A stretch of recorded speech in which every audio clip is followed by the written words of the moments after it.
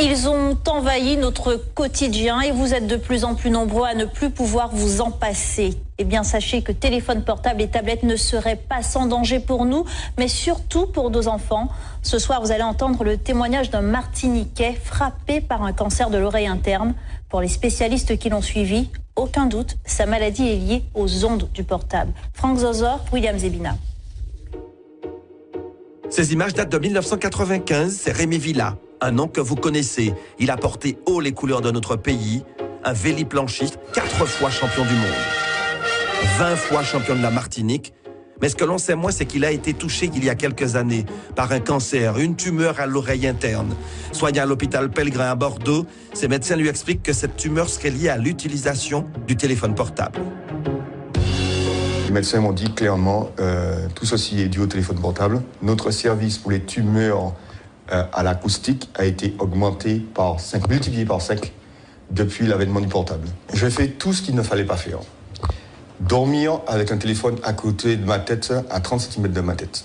Chose à ne jamais faire. Donc il faut éteindre impérativement son téléphone portable quand il est dans une chambre ou le laisser à l'extérieur. Deuxième chose, je téléphonais tout le temps en voiture parce que j'étais agent de fabrique. Donc le seul moment où je pouvais téléphoner, c'était en voiture. Donc j'avais un kit main libre, certes, mais toutes les ondes étaient dans la voiture. Et à Bordeaux, les spécialistes lui ont expliqué comment les ondes magnétiques du portable agissaient sur l'oreille interne. Vous avez dû pu contraster par vous-même que quand vous téléphonez longtemps, votre oreille chauffe. Et bien ça, qu'est-ce que ça fait? Ça simplement cuit votre oreille. Et donc l'oreille interne est extrêmement fragile. Et donc, puisque c'est tout petit organisme, etc.